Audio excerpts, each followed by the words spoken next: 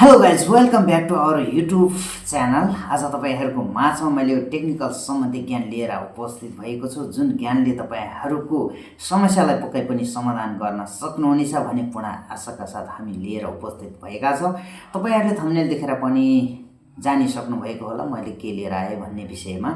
आज तपाईहरुको लागि व्हाट्सएपमा आएको अडियो, भिडियो, इमेजहरु चाहिँ तपाईहरुले अटोमेटिक सेभ भएर तपाईहरुको मोबाइलको स्टोरेज फुल भएको छ र यो समस्याबाट दिक्क हुनुभएको छ भने यो समस्याको समाधान कसरी गर्ने त भन्ने विषयमा मैले यस भिडियोमा तपाईहरुलाई प्रपरली तरिकाले लिएर उपस्थित भएको छु। त्यो कसरी गर्ने भन्ने कुरो सम्पूर्ण जानकारी तपाईहरुलाई मैले यो मोबाइल शेयर गरेर मोबाइल स्क्रिन मार्फत यहाँनिर दिनेछु र देखाउनेछु। तपाईहरुले पनि यो भिडियो अन्तिमसम्म हेर्नुभयो भने पक्कै पनि यो जानकारी पाउनुहुनेछ र तपाईहरुले यो समस्याबाट मुक्त हुन सक्नुहुनेछ। त्यो भन्दा पहिले तपाईहरु नयाँ हुनुहुन्छ भने यस च्यानललाई सब्स्क्राइब गर्नुहोला र भिडियोलाई मन परेमा लाइक, कमेन्ट, शेयर गर्नु भने अवश्य नभुल्नुहोला। अब यो सम्पूर्ण जानकारी कसरी लिने त भन्ने कुरो भने म मोबाइल स्क्रिन शेयर गरेर तपाईहरुलाई जानकारी गराउन चाहन्छु। यतापटि हेर्न सक्नुहुनेछ मैले मोबाइल स्क्रिन शेयर गरेको छु। तपाईले सर्वप्रथम तपाईको व्हाट्सएप ओपन गर्नुहोला।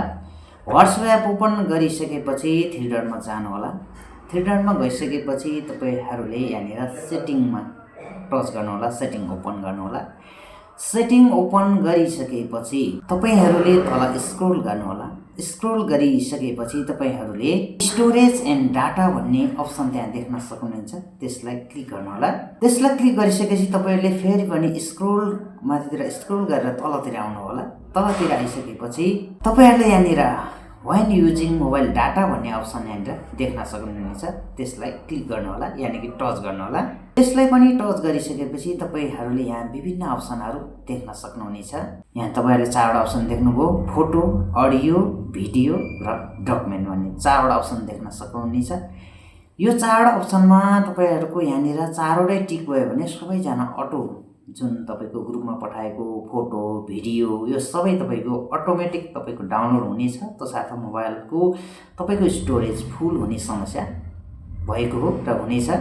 तसर्थ तपाईले यो अप्सनमा तपाईको टिक छ भने योलाई टिकलाई सबैलाई हटाइदिनु होला।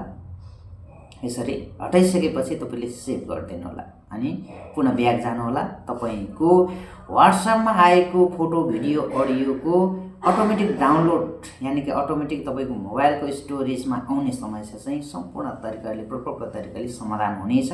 भिडियोलाई अन्तिमसम्म हेर्नुभयो भने पक्कै पनि तपाईहरुले पनि यो समस्याको समाधानबाट मुक्त पाउनुहुनेछ भन्ने पूर्ण आशाका साथ भिडियो कस्तो लाग्यो भिडियोलाई मन परेमा लाइक, कमेन्ट, शेयर गर्नुहोला र च्यानलमा नयाँ हुनुहुन्छ भने च्यानललाई पनि सब्स्क्राइब गर्नुहोला।